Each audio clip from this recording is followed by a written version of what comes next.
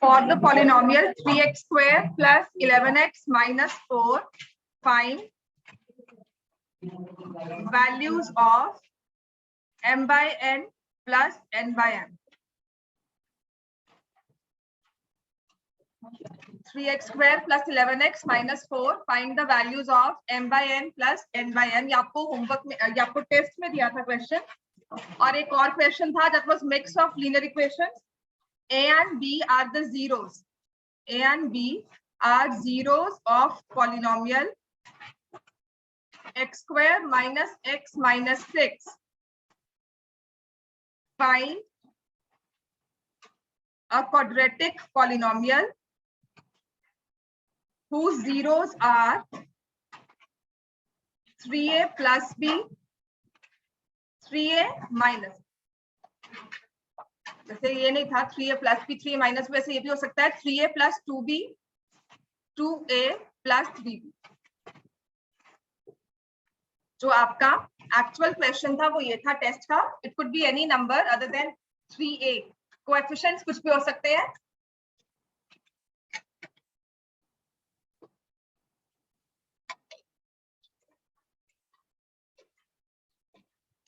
दिव्या ने आज नहीं आना, और कौन नहीं आएगा? हाँ जी, पहले वाले के जीरोस है m and n. m and n are the zeros of 3x square minus 11x minus 4. Find the values of m over n by plus n over m. आपका मोस्ट प्रोबेबली आज जो आपका फर्स्ट चैप्टर है वो almost पूरा हो जाए. ठीक है, थोड़ा बहुत कुछ एक्स्ट्रा रहेगा. बुक वाली तो आज सारी कंप्लीट हो ही जाएगी.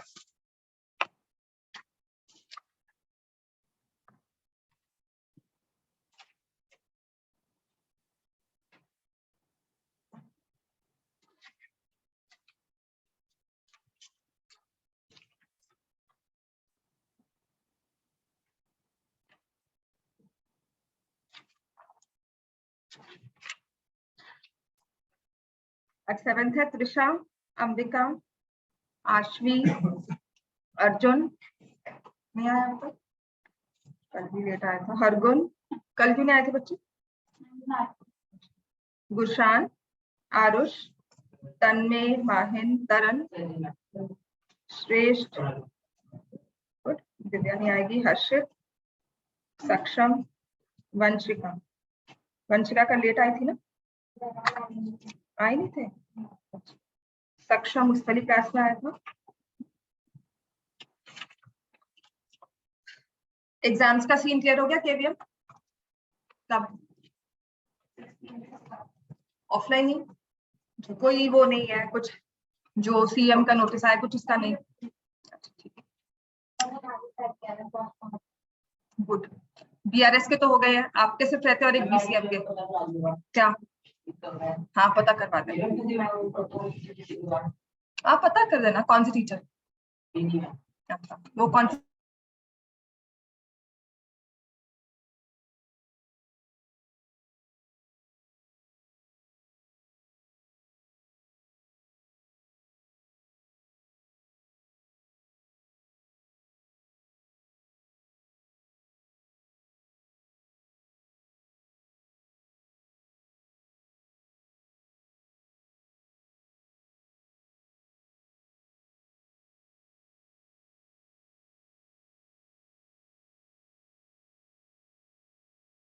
is 145/12.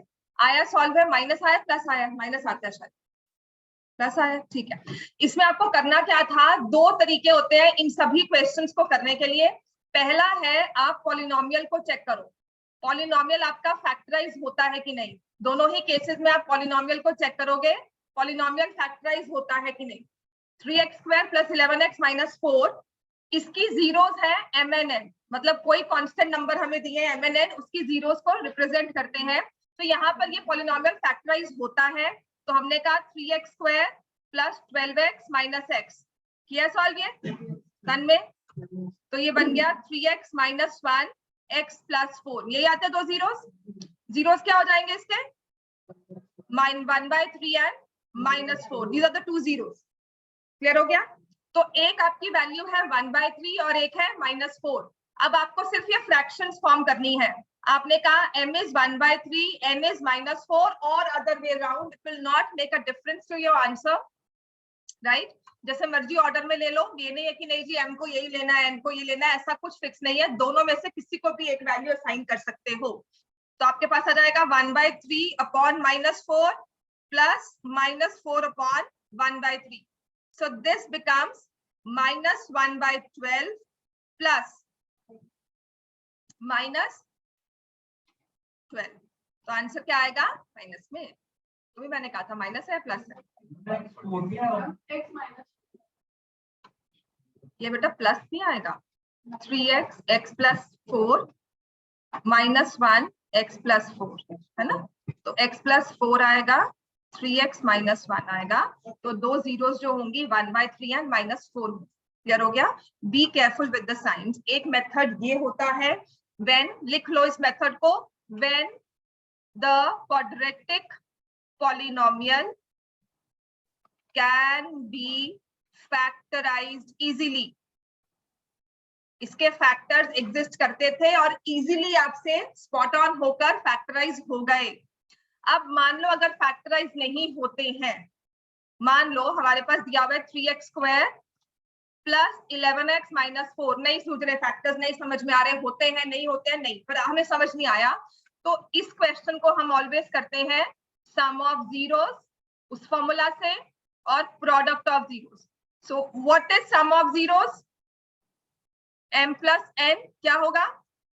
-b/a। फॉर्मूला याद है कि नहीं है? हाँ जी, सब जग जाओ, क्या है formula? -11/3।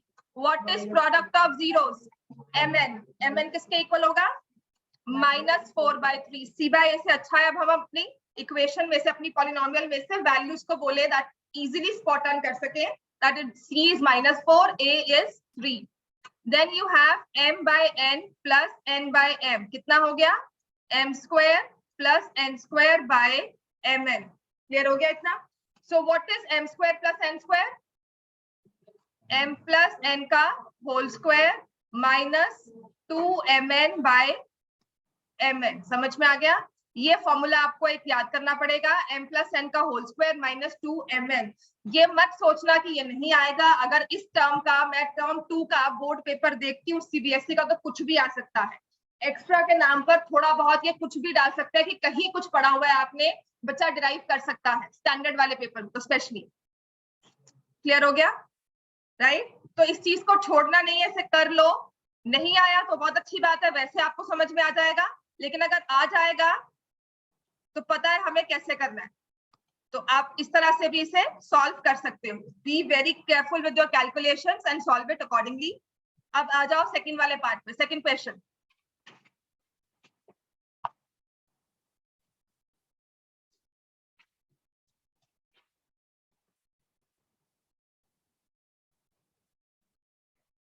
x² minus x minus 6. A and B are the zeros of the polynomial x² minus x minus 6. x² minus x minus 6. A and B are zeros. पिछले वाले क्वेश्चन में गलती किसी ने क्या की हुई थी? आपको दिया हुआ है सम ऑफ जीरोस लिखकर, सम ऑफ जीरोस इज -11/3, फिर इसे ऐड कर रहे हो, -11/3 प्लस 4/3 और फिर उसके बाद मल्टीप्लाई भी कर रहे हो। आपको ऑलरेडी ये सम और प्रोडक्ट दिया हुआ है, हम इसे दोबारा से क्यों सॉल्व कर रहे हैं? क्लियर हो गया इतना? ये इंडिविजुअल जीरोस को रिप्रेजेंट नहीं करता, ये सम और प्रोडक्ट को रिप्रेजेंट करता है, द नंबर्स। अब यहाँ पर आपको दिया हुआ है a and b are the zeros of this polynomial x² minus x minus 6. Form a polynomial whose zeros are 3a plus 2b and 2a plus 3b. Form a polynomial whose zeros are 3a plus 2b and 2a plus 3b. ठीक है?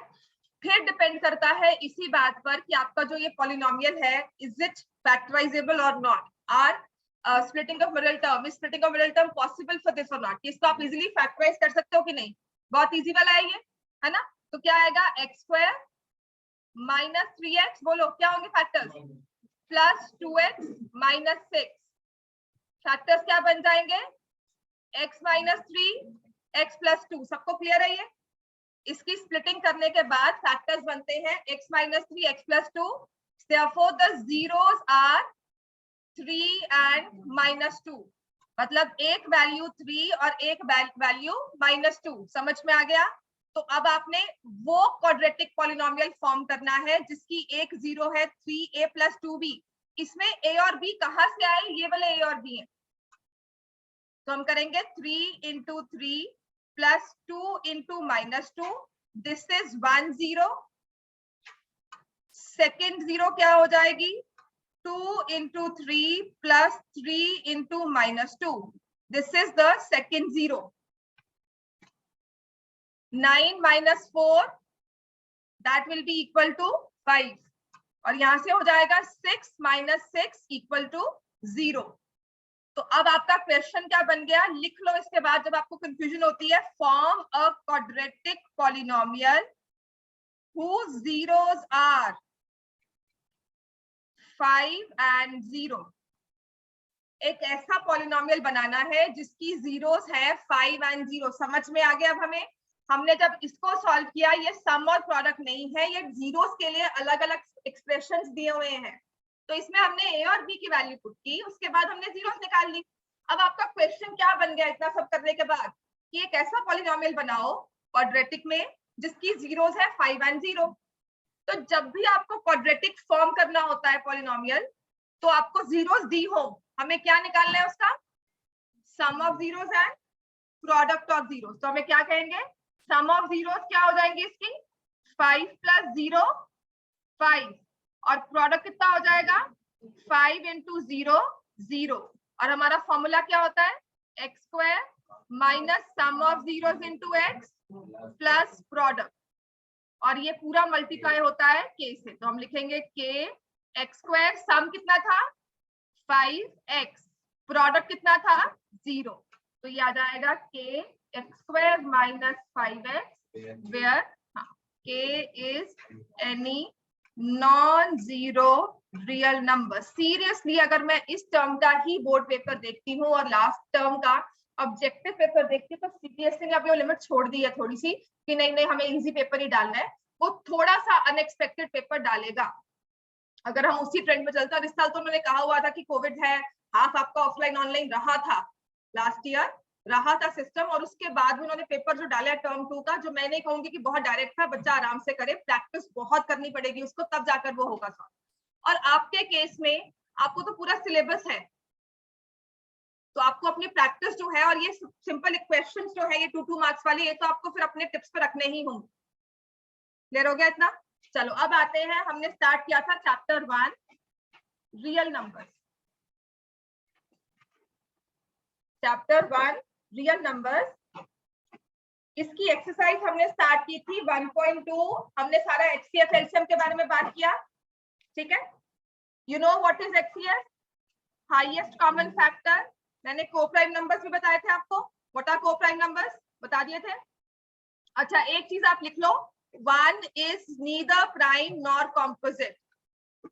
When we talk of HCF LCM, हम prime composites number की बात करते हैं, primes and composites, तो 1 जो है neither prime nor composite, ना 1 प्राइम्स में आता है ना ही composites में आता है, 1 is neither prime nor composite।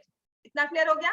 तो HCF के मतलब हम लेते हैं highest common factor, HCF will be your highest common factor, और LCM को हमने क्या लिया, लीस्ट कॉमन मल्टीपल। क्लियर हो गया? LCM will be your least common multiple। Question number 1 हम कर चुके थे इस बुक का, exercise 1.2 question number 1 done with it, सबका हो गया था, कोई प्रॉब्लम यहाँ तक? क्वेश्चन नंबर 2, क्वेश्चन 2 करना है हमें, तुम कर चुके हो है ना? चलो, find the LCM and HCF of the following pair of integers and verify the property। तो आपको अभी सिर्फ HCF LCM निकालना है। क्वेश्चन नंबर 2 के फर्स्ट पार्ट में नंबर्स आपको दिए हैं 26 and 91। अच्छा HCF और LCM में मैंने आपको रूल बता दिया था, when we find the HCF we take common prime factors, जो नंबर्स में कॉमन होंगे, तीनों में या चारों में या दो में कॉमन प्राइम फैक्टर्स, और उनकी पावर कौन सी लेते हैं, सबसे मिनिमम वाली, बताया था ये कल, लिखो HCF means common prime factors with their minimum power, बताया था ना। हाँ, तो ये लिख लो दोबारा से, क्योंकि इस पर एक क्वेश्चन है जो आपके एग्जाम्पलर में दिया होगा और वो बोर्ड में भी आया हुआ है, तो आपको हर जगह सैंपल पेपर में जिस साल बोर्ड में आता है ना, अगले साल के पेपर में ना वो हर बार क्वेश्चन दिखता है, हर सैंपल पेपर में वो एक क्वेश्चन होगा जो दिखेगा ही दिखेगा। तो ऐसे ही ये क्वेश्चन आपके एग्जाम्पलर का ही पार्ट है। तो LCM is all the factors, all the prime factors, I would say, all the prime factors and their maximum power. All the prime factors and their maximum power. This is a formula for HCF and LCM जब आप factorize करते हो, ठीक है। तो कभी भी देखना है ना LCM निकालना है, तो जितने भी प्राइम नंबर्स आकर कर रहे हैं 2, 3, 5, वो देखो, फिर तीनों में से देखो, मोस्टली प्रॉब्लम 3 में आती है, 2 में तो कर ही लेते हो, तीनों में देखो अगर 2 कॉमन है, 2 फैक्टर है, तो उसकी मैक्सिमम पावर क्या है। जो नंबर मैक्सिमम होगा, तीनों में से कोई भी एक मैक्सिमम होगा, सबसे बड़ा जो होगा, 2 इक्वल हो सकते हैं लेकिन बड़ा ले सकते हैं, हमें बड़ा ही लेना है, तो वो पावर बन जाएगी आपके LCM। क्लियर हो गया इतना सबको? मैंने कल आपको एग्जांपल भी करवाया था इसका, है ना। चलो अब इसका निकालो HCF और LCM। What is LCM, what is HCF of numbers 26 and 91। तो पहले हम क्या करते हैं, 26 को फैक्टराइज, क्या होगा ये 2 into 13। What about 91, 13 into 7। HCF दोनों का क्या होगा, HCF will be 13, common factor and their least part. And what about LCM, 2 into 7 into 13 multiply करोगे तो आएगा 182। समझ में आ गया हमें इतना? सेकंड पार्ट करो स्टार्ट।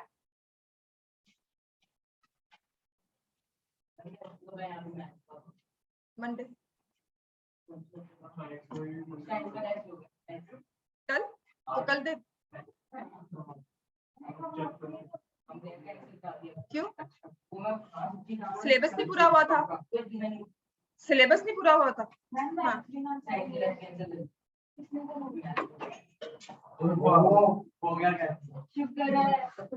काम कर लो, मैथ्स तो तुम्हारी है ना। चलो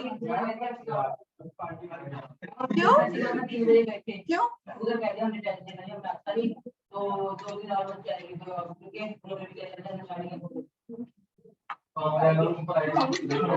मंडे को तो है ना फिर। चलो छोड़ो बात, अब चुप, बस खत्म। मैथ्स पे करो, मैंने आज टेस्ट ले लेना, वरना तुम्हारा बिठाना। साइंस क्लास मैंने कहा मिस करो। हाँ मंडे को तू बैठ जा रहे आप, ठीक है। हाँ तुम्हें टेस्ट देना है ना, बाकी सब तो मान गए, तुमने कहा नहीं मुझे देना टेस्ट, तुम बैठो यहाँ पे। चलो करो next second part, 510 and 92। Second part 510 and 92। तो फैक्टराइज करेंगे इनको।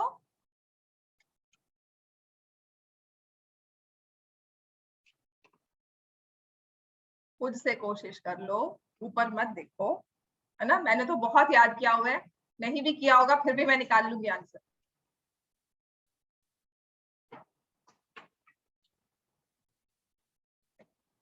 कभी कभी अच्छा होता है मैं वेट करूं और आप आंसर निकाल कर मुझे दो।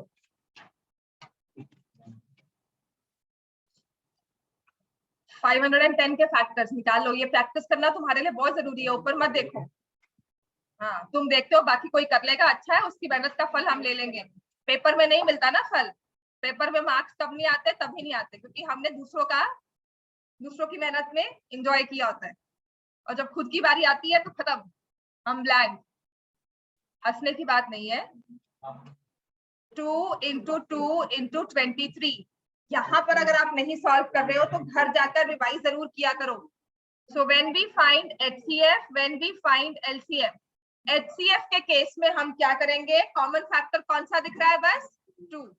And when we talk of LCM हम लेंगे कॉमन फैक्टर्स हमें मतलब फैक्टर्स हमें दिख रहे हैं 2, 3, 5, 17, 23।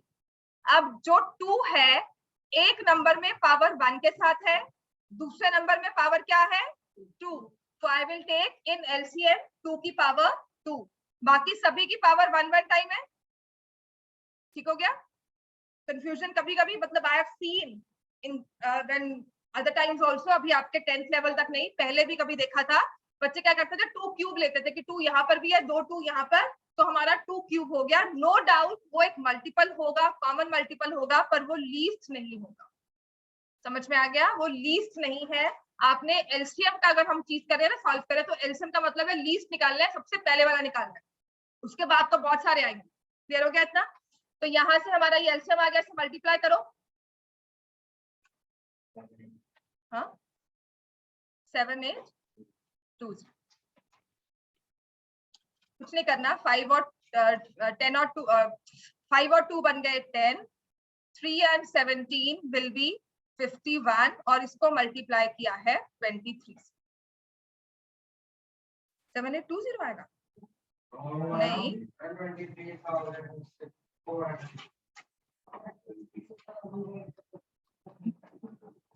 3 2 कैरी 105 और 2 ऐड किया 117, 11730।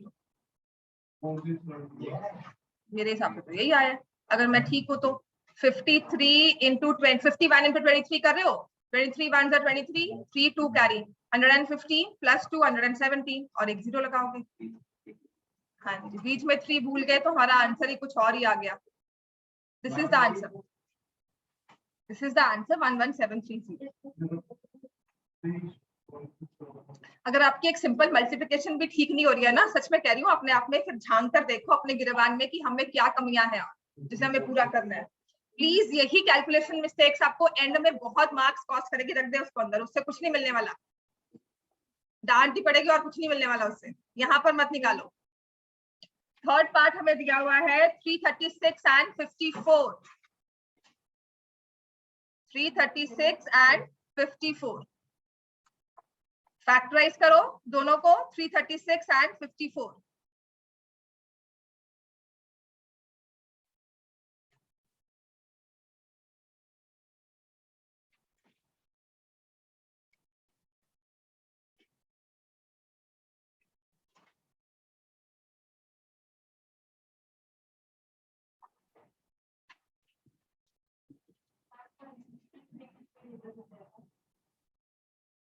नहीं आता।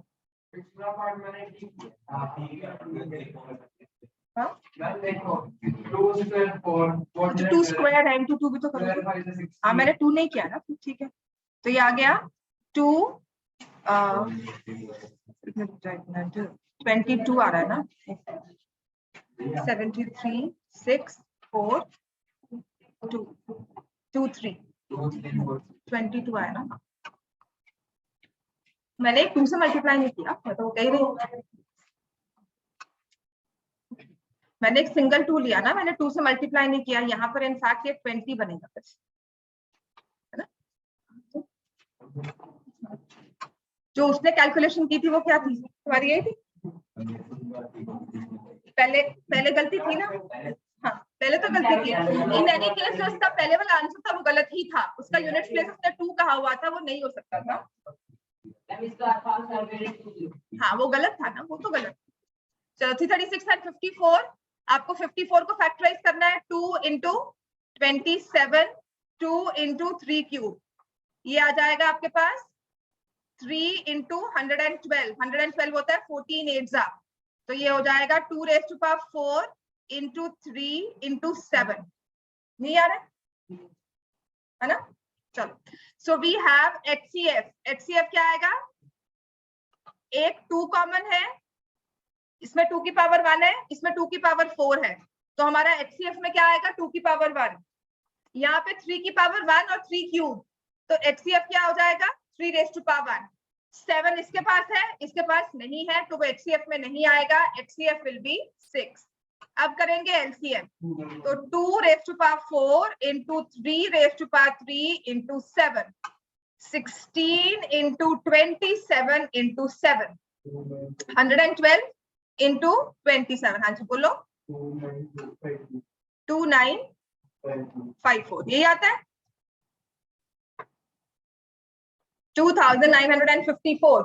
कैलकुलेशन चेक करो, नहीं क्या आता है 3024, थोड़ा सा ही फर्क है, 2954 3024। कैलकुलेशन सच में चेक करो, अगर आप मल्टीप्लाई करके गलत आंसर निकाल रहे हो तो चेक करो आपने गलती कहाँ की है, कौन से स्टेप में कौन से नंबर को गलत लिखा है।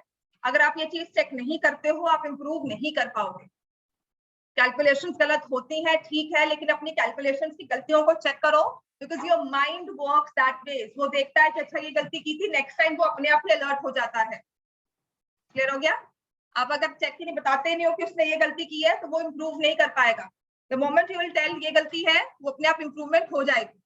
इतना क्लियर हो गया? 3024 इज द आंसर। अब इस क्वेश्चन में हमें जो नेक्स्ट इंपॉर्टेंट रूल याद करना है, लिखो, इसमें कहा भी हुआ है वेरीफाई करना है, वो है for two numbers A and B, सिर्फ दो नंबर्स हो हमारे पास, कोई भी दो numbers, real numbers, whole numbers में से, we are taking non negative integers, कोई भी दो नंबर्स ले लो, उनका प्रोडक्ट किया, उन दोनों का एचसीएफ निकाला और उन दोनों का एलसीएम निकाला, जिसे हम लिखते हैं product of two numbers. This is an important rule.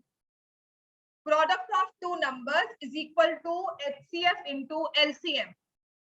सिर्फ दो नंबर्स के लिए एप्लीकेबल है, मोर देन टू के लिए ये नहीं चलता, सिर्फ दो नंबर्स के लिए। For two numbers A and B, HCF into LCM is equal to product of two numbers.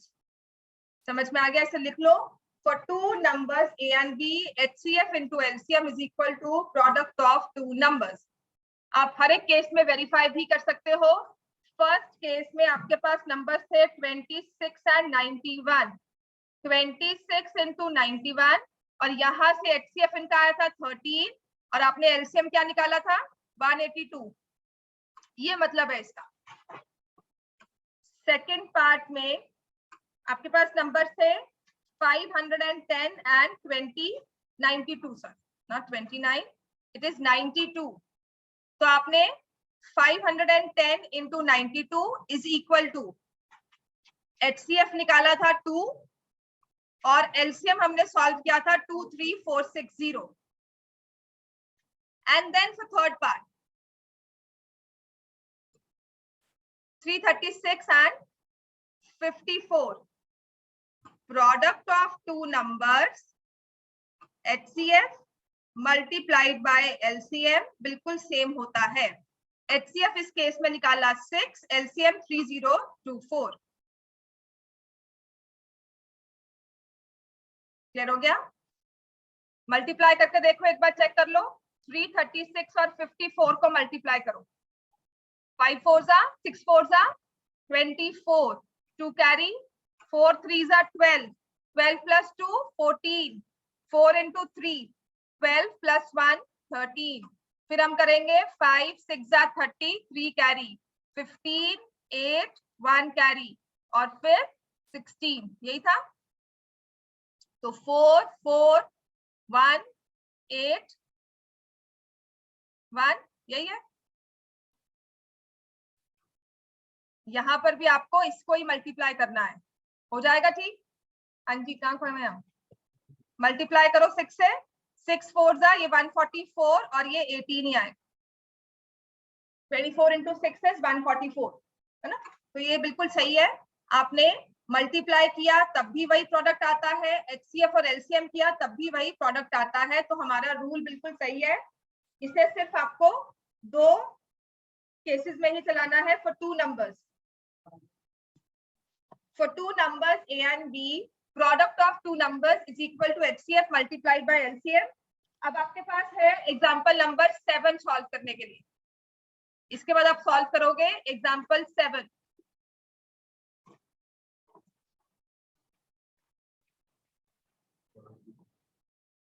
तो बच्चे आए नहीं ना, वो बैठ के साइंस का टेस्ट ही कर रहे होंगे ना। दिव्या, अर्जुन ने तो आना था, अर्जुन को तो मम्मा का फोन आया था, नहीं आया।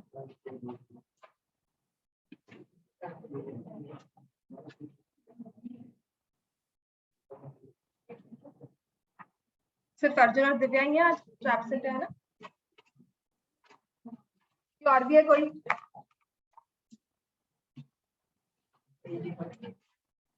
क्या हो गया? काम करो, एग्जाम्पल 7 सॉल्व करो।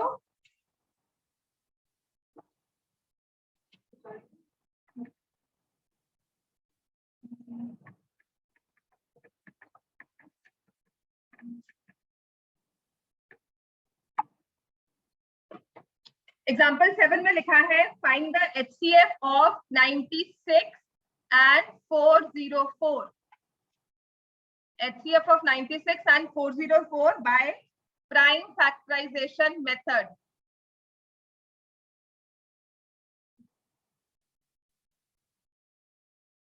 And hence find their LCM. तो 96 को फैक्टराइज करो, 404 को फैक्टराइज करो।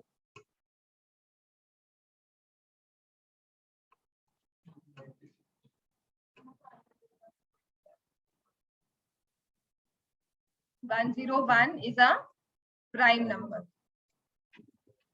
तो इनका HCF क्या हो गया? 4 स्क्वायर हुआ ना।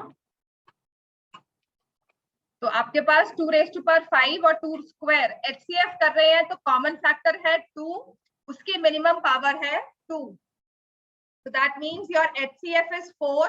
अब वो कह रहा है कि hence find the LCM, मतलब हम यूज करेंगे HCF multiplied by LCM is equal to product of 2 numbers, वो आसान होगा। HCF है 2, LCM हमें निकालना है 96 into 404, सॉरी HCF है 4, HCF is 4, LCM हमें निकालना है, product of numbers are 96 and 404, तो LCM क्या हुआ? 96 into 404 डिवाइड बाय 4, यहां से मैं इसे कैंसिल करूंगी 101, because to multiply any number by 101 is like pretty simple हो जाता है वो, तो आंसर आ जाएगा 96 96 and this is the answer, क्योंकि फॉर्मूला है हमारा HCF into LCM is equal to product of 2 numbers. HCF की जगह तुमने 4 लिख दिया, अब ये 4 बेचारा क्या करेगा? यही रहेगा, सोल्यूशन निकालने के लिए यहाँ पे जाएगा दूसरी साइड पर, और वहां जाकर क्या होगा? डिवाइड। क्लियर हो गया? राइट। अब ऐसे ही आप कर सकते हो क्वेश्चन नंबर 4।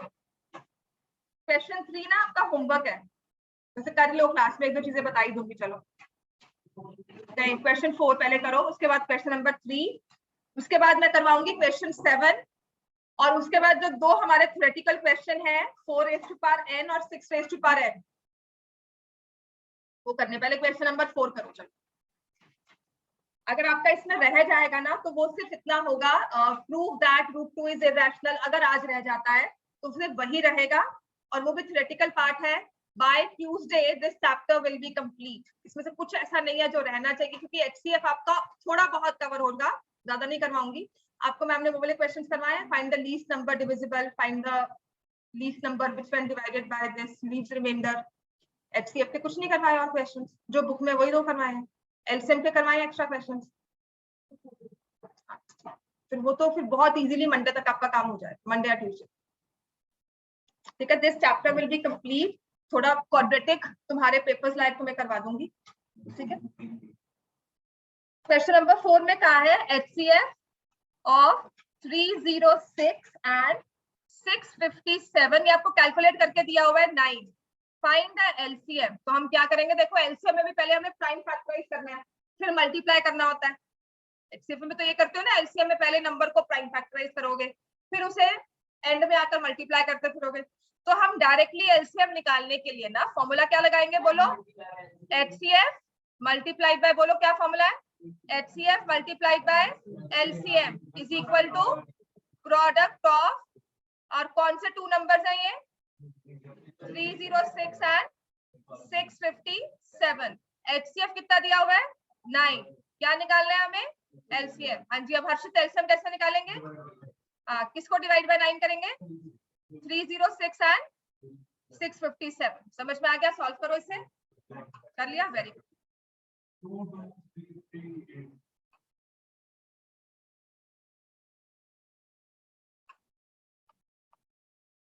कितना आया? 2233 क्लियर हो गया इतना? अब आते हैं question number 3 first part.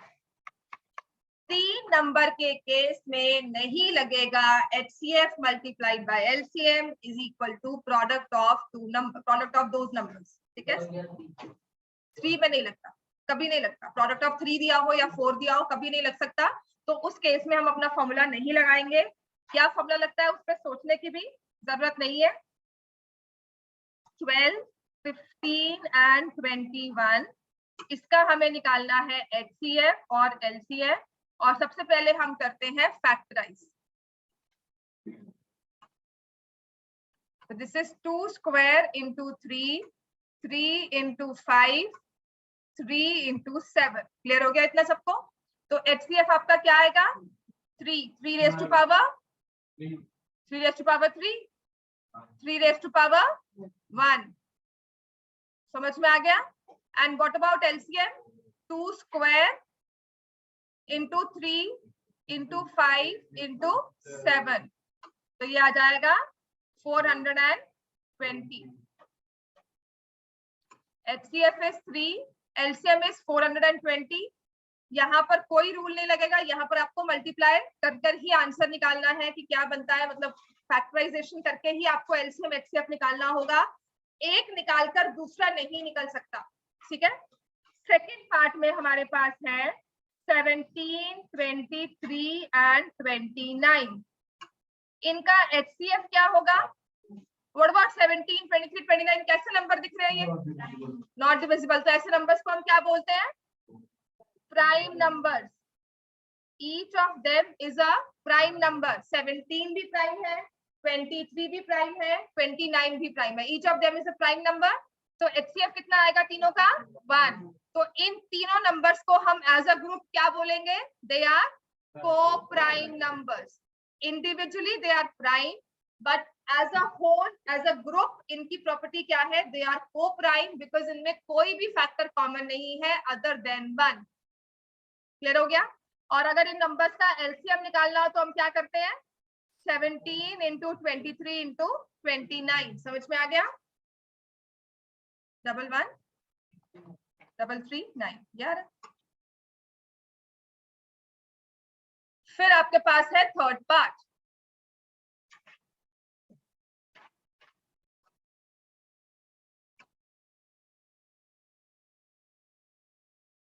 Eight 9 25। अच्छा, तीनों को फैक्टराइज कर सकते हैं। 8 के फैक्टर्स क्या हुए? 2 क्यूब। 3 के क्या, 9 के क्या हुए? 3 स्क्वायर। और फिर हमारे पास है 25, वो क्या हुआ? अच्छा, ये सारे नंबर्स क्या प्राइम है? No, they are not prime. But फिर भी इनका HCF क्या आ रहा है? क्योंकि इनमें कोई भी कॉमन फैक्टर नहीं था। तो को प्राइम का मतलब क्या? जरूरी नहीं है कि नंबर्स प्राइम हो, बस उनका फैक्टर कॉमन नहीं होना चाहिए। तो even composite numbers can be coprime numbers. ठीक है, तो HCF 1 है। Still these numbers are coprime numbers. लिख लो, इनको भी हम बोलेंगे coprime numbers. Though these numbers individually are not prime. अलग अलग करके देखो तो नंबर प्राइम नहीं है, सब अपने अपने फैक्टर से डिविजिबल होते हैं other than one and number itself. लेकिन फिर भी इनको हमने एज अ ग्रुप कहा कि को प्राइम है, भी इनके कॉमन फैक्टर कोई नहीं है, इसीलिए ये को प्राइम है। तो इनका LCM जब भी निकालना होता है तो हम क्या करते हैं? सारे के सारे नंबर्स को कर दो मल्टीप्लाई 1800। क्लियर हो गया इतना?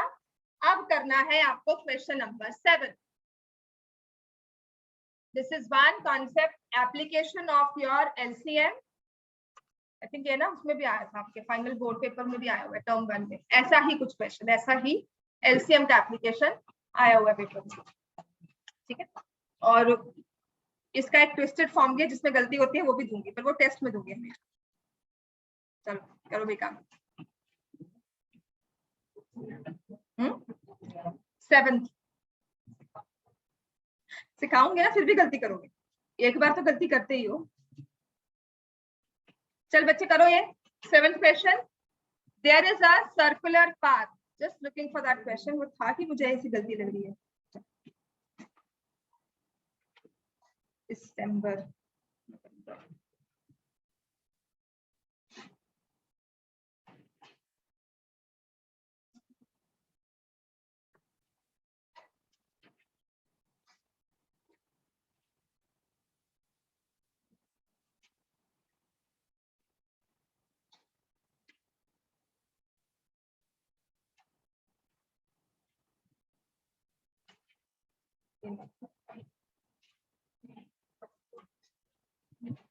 करो चलो।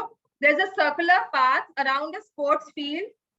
Sonia takes 18 minutes to drive one round of the field while Ravi takes 12 minutes for the same. कोई भी क्वेश्चन HCF का है या LCM का है, पहले हम हमेशा उसके इंटरप्रिटेशन पे जाते हैं। Look at the question again. यहाँ पर हमारे पास दो प्लेयर्स हैं, दो रनर्स हैं, Sonia and Ravi. Sonia takes 18 minutes to drive. ये सिर्फ उन्होंने नाम दिया हुआ है। अगर हम एज अ बॉल गेम लेकर चलते हैं कि आपने एक सर्कुलर फील्ड रखा और उसमें आपने बॉल रख दी और बॉल वो मैग्नेटिक, आपके सारे साइंस स्टूडेंट्स हो ही साथ साथ, तो मैग्नेटिक फोर्स के साथ वो बॉल चक्कर लगा रही है उस सर्कल फील्ड का। क्लियर हो गया? वो इसके अराउंड ऐसे घूम रही है। तो यहाँ से वो स्टार्ट करती है मूवमेंट, जैसे मर्जी लो, they are going, it is going like this, और दोबारा यहाँ तक पहुंचने के लिए, स्टार्टिंग पॉइंट तक पहुंचने के लिए उसको लगेंगे 18 मिनट्स। जिसे मैं कहती हूँ कि अगर मान लो 9 o'clock पर हमने बॉल को सेट कर दिया और उसने स्टार्ट की अपनी जर्नी, तो वो दोबारा ए पर कब पहुंचेगी, किस टाइम पर? 9:18, 9:18 हुए होंगे तब जाकर वो फिर से पहुंचेगी। इसके बाद कब पहुंचेगी? 9, फर्स्ट राउंड पूरा कर लिया, रुकी नहीं, आगे बढ़ी, बढ़ते बढ़ते फिर फर्स्ट हमारे स्टार्टिंग पॉइंट पे आई, तो टाइम कितना हुआ होगा? 9:36। समझ में आता है? So is it right if I say after every 18 minutes, her 18 minute के बाद Sonia will be at the starting point. After every 18 minutes, Sonia will be at the starting point. Clear है इतना? तो पहले वो 18 मिनट्स के बाद होगी, फिर कब होगी? 36 मिनट्स के बाद, उसके बाद 72 मिनट्स के बाद, उसके बाद 72, 54, जो मर्जी लिख दो, सब देखते हैं। 36 एंड 54, उसके बाद 72 मिनट्स के बाद। क्लियर हो गया? ध्यान से लिखो। तो अब इस क्वेश्चन को मैं कैसे समझती हूँ? देखो 18, 36, 54, 72, ये सब 18 के क्या है? मल्टीपल। तो क्वेश्चन क्या हो गया? LCM का।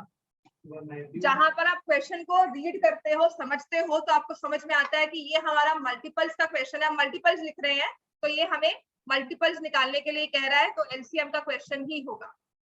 ठीक है? अब रवि लेता है 12 मिनट्स, वही बात आ गई। After every 12 minutes Ravi starting point पे आ जाएगा। तो पहले 12 पर आया, उसके बाद कब आएगा? 24, उसके बाद कब आया? 36, उसके बाद कब आया? 48, एंड सो ऑन, रुका नहीं, चलता जाएगा। क्लियर हो गया? तो इसका मतलब वो ये कह रहा है कि after every 12 minutes Ravi starting point पे पहुंच जाता है। अगर क्वेश्चन में लिखा हुआ है, ये लाइन बहुत इंपॉर्टेंट है, अगर ये नहीं लिखी होती तो आपके क्वेश्चन के मल्टीपल मीनिंग्स होते हैं, लेकिन यहाँ लिखा है suppose they both start at the same point, starting point दोनों का सेम है, ऐसा नहीं कि वो यहाँ है दूसरा वहां है। वैसे वाले क्वेश्चन भी होते हैं, उनका भी सॉल्यूशन होता है। और आप अभी 10th के बच्चे हो, उतना ही पढ़ लो, काफी है। अगर ऐसा हो तो वो बहुत सारे केसेस है, पढ़ना है तो मेरे पास अलग से आ जाना, मैं करवा दूंगा। क्लियर हो गया? हाँ, क्योंकि वो आपके कॉम्पिटिशन्स में आएंगे। और अगर ऐसे 10th लेवल में इतना डिफिकल्ट नहीं आता, लेकिन हम कॉन्सेप्ट नहीं को छोड़ सकते कि सिंपल सा कॉन्सेप्ट तो आ सकता है। क्लियर हो गया? And at the same time ये नहीं कि एक 9 पे शुरू हुआ, एक 9:15 पे शुरू हुआ, ऐसा भी नहीं है। दोनों ने 9 बजे स्टार्ट किया, ठीक है? And go in the same direction. Opposite वाला क्वेश्चन भी होता है, पर वो आपको नहीं है, बिकॉज वो स्पीड के साथ कॉन्सेप्ट लिंक होता है, वो आपको नहीं करना। ठीक है? Now they are going in the same direction, दोनों ऐसे से घूम रहे हैं। ठीक है ना? तो क्वेश्चन ने कहा है after how many minutes will they meet again at the starting point। यहाँ पर दोनों खड़े थे, AB रवि और सोनिया यहाँ खड़े थे, दोनों ने चलना शुरू किया, भागना शुरू किया। रवि पहले पहुंच जाएगा, फिर दोबारा राउंड चक्कर अपना शुरू कर देगा, सोनिया थोड़ी लेट पहुंचेगी, फिर शुरू कर देगी। तो क्या हुआ, फर्स्ट राउंड के बाद सोनिया पीछे हो गई, है ना। तो जब रवि ने अपना सेकेंड राउंड पूरा किया तो सोनिया ने अपना 1.5 राउंड कुछ पूरा किया हो, ठीक हो गया। फिर जब रवि ने अपना फर्स्ट राउंड पूरा किया, जब सोनिया ने अपना थर्ड राउंड पूरा किया होगा, तब जाकर वो स्टार्टिंग पॉइंट पे फिर से एक दूसरे को मिलेंगे। रवि ने अपना थर्ड राउंड पूरा किया होगा, तब सोनिया अपने सेकेंड राउंड पर आई होगी। क्लियर हो गया। सो स्टार्टिंग पॉइंट पर कब मिलते हैं, after every 36 minutes. After every 36 minutes they will meet at the starting point। सबसे पहली बार 36 मिनट्स के बाद मिलेंगे। इसके बाद कब मिलेंगे, आफ्टर, अभी मिल लिए, एक बार मिल लिए, उसके बाद स्टार्टिंग पॉइंट पर दोबारा इकट्ठे कब आएंगे, 72 मिनट्स पे। उसके बाद कब आएंगे, 36 into 3 108 मिनट्स पर। तो इसका मतलब आपने लीस्ट मल्टीपल निकालना है पहला, उसके बाद तो मल्टीपल्स लिखते हो एलसीएम के। समझ में आ गया, क्लियर हो गया। जैसे कि मैं कहती हूँ 12 and 15 का एलसीएम क्या होता है, 16, ठीक है। इसके बाद जो नंबर इनसे डिविजिबल होगा वो क्या है, 120। इसके बाद जो नंबर डिविजिबल होगा वो क्या है, 180। है तो बहुत सारे नंबर्स जो डिविजिबल हो 12 और 15 से, दोनों से, है ना, लेकिन सबसे छोटा कौन सा है, 60। तो मल्टीपल्स तो बहुत सारे होंगे, इनफाइनाइट हम चल सकते हैं, that's why we find least, तभी हम लीस्ट निकालते हैं। छोटे फैक्टर्स तो बहुत होंगे लेकिन सबसे हाईएस्ट निकाल सकते हैं। क्लियर हो गया, समझ में आ गया इतना। मल्टीपल हमेशा लीस्ट की होता है बिकॉज नंबर्स डिविजिबल होने वाले, उससे बड़े तो नंबर्स बहुत सारे हैं। अच्छा, एलसीएम के केस में भी लिख लो, एलसीएम ऑफ गिवन नंबर्स, जैसे मैंने एचसीएफ का बताया था ना, LCM of given numbers will either be more or equal to the highest number in the, आपके पास जितने भी नंबर्स हैं उनमें से जो सबसे मैक्सिमम नंबर होगा ना, या तो वो एचसीएफ या तो वो एलसीएम होगा या उससे भी बड़ा होगा एलसीएम। ठीक हो गया। जैसे कि लिया 6 and 60, इनका एलसीएम क्या है, एलसीएम क्या है इनका, 60। क्लियर हो गया। इनका एचसीएफ क्या है, 6। ऐसे ही 12 and 15 ले लो, इनका एचसीएफ क्या है, 3। इनका एलसीएम क्या है, 60। एलसीएम 15 से बड़ा है, एचसीएफ 12 से छोटा है। यहाँ पर एलसीएम सबसे बड़े नंबर के इक्वल है और एचसीएफ सबसे छोटे के इक्वल है। तो कोई भी केस होगा लेकिन एचसीएफ कभी भी यहाँ पर 15 नहीं आ सकता, यहाँ पर एचसीएफ 15 आए ऐसा नहीं हो सकता, यहाँ पर एचसीएफ 14 आ जाए, एचसीएफ 18 आ जाए, ऐसा नहीं हो सकता। क्लियर हो गई। इतनी सी बात है कि आपका एचसीएफ 12 से बड़ा नहीं होगा, आपका एचसीएफ 6 से बड़ा नहीं होगा, आपका एलसीएम 60 से छोटा नहीं होगा। क्लियर हो गया इतना। चलो इसके बाद हमें करना है जो नेक्स्ट इंपॉर्टेंट क्वेश्चन है, and we use fundamental theorem of arithmetic to prove that question. Example number 5. Consider the number 4 raised to power n. कोई हमने नंबर लिया 4, उसको पावर दे दिया n, ठीक है, उसकी एक्सपोनेंट हमने लिखा है n, where n is a natural number. Natural number कौन से होते हैं, कहां से स्टार्ट होते हैं, 1। उसके बाद कौन सा नंबर आएगा, 1 के बाद 2, उसके बाद क्या आएगा, 3, और कब तक चलते रहेंगे ये, इंफिनिटी, है ना। We have so many natural numbers, infinite, count नहीं कर सकते, चलते रहो, है ना। तो उसने कहा है 4 की पावर n हो गई, है ना, और n को हमने कहा है नेचुरल नंबर। आपको ये बताना है 4 raised to power 1, 4 स्क्वायर तो आप चेक कर सकते हो, है ना, 4 क्यूब तो चेक कर सकते हो, तब तो कैलकुलेट करती हूँ मैं। आपको नंबर देती हूँ 4 की पावर,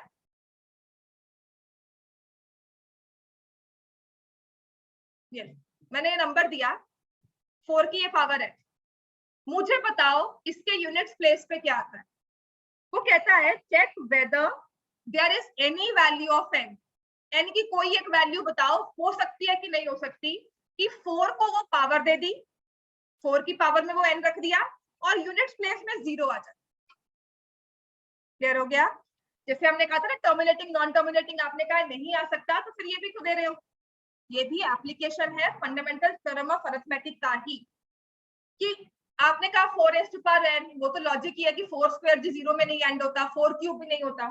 मैं कह रही हूँ कि मैंने आपको एक बहुत बड़ा नंबर दे दिया, 4 की पावर में वो नंबर रख दिया। अब मुझे बताओ प्रूव करके कि 4 के उस पावर को सॉल्व करने के बाद जो आंसर आएगा उसकी यूनिट प्लेस पे 0 कभी नहीं आ सकता। ठीक है, तो उसने कहा है 4 raised to power n, n is a natural number, check whether there is any value of n for which 4 raised to power n ends with the 0. Clear हो गया? तो आपको इसे प्रूव कैसे करना है, लिखो एग्जाम्पल 5, ये 2 मार्क्स के लिए क्वेश्चन आएगा। जैसे यहाँ पर चुप कर गए ना सब, किसी ने भी ओलंपियाड की तैयारी आज तक नहीं की है, नहीं किया ना, किया तो तुम्हें आना चाहिए क्वेश्चन। वो नहीं है तो पहले सिखाते हैं, साइक्लिसिटी तो पहले सिखाते हैं। किसी ने बैकर्स वगैरह कुछ नहीं ज्वाइन किया हुआ? बड़े अच्छे बच्चे हो, तुमने किया था, तुम्हें तो काउंट ही नहीं करते अब। टाइम पास, वहां भी टाइम पास किया होगा, वो घर तक छोड़ के गए थे कि तुम खुद आए थे वापस पे कि नहीं मैंने नहीं पढ़ना?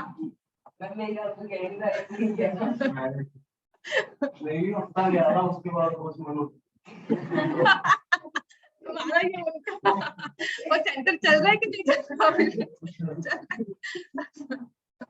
चल, तो अब देखो ना, मैंने आपको इतना बड़ा नंबर दिया, सबकी बोलती बंद होगी। यही मैं 4 raised to power 3 कहती तो कहते मैम ये तो 64 होता है, ये कैसे 0 में एंड हुआ है? तो पता ही है। अब बताओ पता है कि नहीं पता? नहीं पता। तो इसको हम लॉजिकली कैसे निकालें? ठीक है ना, जैसे आपकी बोलती बंद हुई ना, तो जब आपको ऐसा कोई बड़ा नंबर देता है, आप किसी थ्योरी को लेकर जाते हो कि मैंने ये प्रूव किया है, देखो देखो मैंने ये बनाया है ना। जैसे आप एक रोबोट बनाते हो, अगर रोबोटिक्स में ही चलो तो हम कहते हैं ना मैनुअल रूप में चाहिए, man as a man robot चाहिए जो मैन को रिप्लेस कर सके, मैन पावर को रिप्लेस कर सके, है ना, ह्यूमन इंटेलिजेंस के साथ, कहते हैं ना। तो जब आप उस ऐसे रोबोट को लेके जाओगे तो बाकी बंदा बैठा वहां पे क्या करेगा, उसे क्रिटिसाइज, उसे क्रिटिकली एंगल देखेगा कि ये कर सकता है, ये कर सकता है, ये कर सकता है। तो जब ये थ्योरीज बन रही थी तब क्या होता था, उनके काउंटर प्रूफ करके उन्हें चेक करते थे। ये उसी का स्टार्टिंग पॉइंट है, आपके लॉजिक का स्टार्टिंग पॉइंट है, लॉजिकली थिंकिंग का ये स्टार्टिंग पॉइंट है। आपने 4 को एक बहुत बड़ी सी पावर देकर कहा कि मुझे बताओ इसके यूनिट्स प्लेस में 0 आता है या नहीं आता? क्या आता है हम वो भी बता सकते हैं, 0 क्यों नहीं आता वो भी हम बताएं। ठीक है, लिखो इसको हम प्रूफ कैसे करते हैं। Can 4 raised to power n end with any? Can 4 raised to power n end with a 0? That is my basic question. ठीक है, तो हम लिखेंगे 4 is equal to 2 into 2. 4 is equal to 2 into 2. Clear हो गया? अब फंडामेंटल थ्योरम ऑफ अरिथमेटिक क्या कहती है? Every composite number can be factorized into its prime factors and that factorization is unique except for the order. इसका मतलब 4 में सिर्फ 2 और 2 है, इसके अलावा कोई और फैक्टर हो सकता है? कोई और नंबर 5 हो, कोई 3 हो, कोई 7 हो? नहीं, है ना, नहीं हो सकता। और 10 को लिखोगे ऑल्सो, 10 के फैक्टराइजेशन क्या होता है? 2 into 5. ठीक है, for a number two and with 0, for any number to and with 0, it has to be divisible by 2 or by 10, sorry, by 10. अगर 0 में एंड कर रहा है 2 और 5 तो होगा, लेकिन अकेले 2 और 5 से नहीं चलेगा, उसको 10 से डिविजिबल होना चाहिए। ठीक है, और आप 10 में ऑलरेडी कह चुके हो 2 into 5 होता है। क्लियर हो गया? Right, for any number to be divisible by 0 it has to be divisible by 10. Right, लिखो if 4 raised to power n ends with 0, if 4 raised to power n ends with 0, therefore then it has to, then लिखना, therefore नहीं, then it should be divisible by 10। ये मैं आपको वो logic बता रही हूँ, चेंज हो सकता है, लेकिन अगर आप इसे पढ़ोगे आपको समझ में आएगा मैं कहना क्या चाहती हूँ, या क्वेश्चन को आपको एक्सप्लेन कैसे करना है। For if 4 raised to power n ends with 0, then it should be divisible by 10. ठीक हो गया? लिखो इसके बाद, but 4 is equal to 2 into 2, या 4 raised to power n is 2 into 2 whole raised to power n. The prime factorization of 4 does not have 5 for this to be possible. किस चीज को पॉसिबल होने के लिए? 10 से डिविजिबल होने के लिए प्राइम फैक्टराइजेशन में 5 है ही नहीं। सो बाय फंडामेंटल, कि जब वो 5 उसमें है ही नहीं, 5 से डिवाइड हो ही नहीं सकता, bye fundamental theorem of arithmetic, by fundamental theorem of arithmetic, 4 raised to power n can never end with a 0. सीधी सी बात ये है कि उसमें 5 नहीं है, 2 into 5 का कॉम्बिनेशन नहीं है, उसमें 2 into 5 का कॉम्बिनेशन नहीं है, उसमें 2 into 2 का कॉम्बिनेशन है। 5 कहीं से और आ भी नहीं सकता उसमें, ऐसा नहीं चुप के बैठा हुआ आ जाएगा, राइट? तो अगर उसमें 5 नहीं है तो वो कभी 10 में नहीं बन सकता, 10 में एंड कभी नहीं कर सकता। इतना क्लियर हो गया? आपको ऐसे लिखना है इसे। अब नेक्स्ट ऐसे आपके पास आंसर है, जैसे question number 5 of your exercise 1.2, question number 5 लिखा है, check weather 6 raised to power n can never end with 0 for any natural value of n. ठीक है? For any natural value of n, ठीक है? क्योंकि उसने कहा था n का नेचुरल नंबर होना चाहिए। क्लियर हो गया इतना? अब ऐसे जैसे अब आके आपके पास है ना 6 raised to power n, करना क्या है हमें? जहां हमने 4 लिखा था वहां हम क्या लिख देंगे? आप 6। बस ये मत करना 6 is equal to 2 into 2। 6 क्या होता है? 2 into 3। For any number to end with 0, it has to be divisible by 10. ठीक है? तो इसका मतलब if 6 raised to power n ends with 0, then it should be divisible by 10. ठीक है? लेकिन 6 किसके इक्वल है? 3 into 2। 6 किसके इक्वल है? 3 into 2 या 2 into 3। और 6 raised to power n कितना होगा? The prime factorization of 6 does not have 5 for this to be possible by fundamental theorem of arithmetic. तो यहाँ पर क्या आ जाएगा? 6 raised to power n can never end with the 0 for any natural number value of n.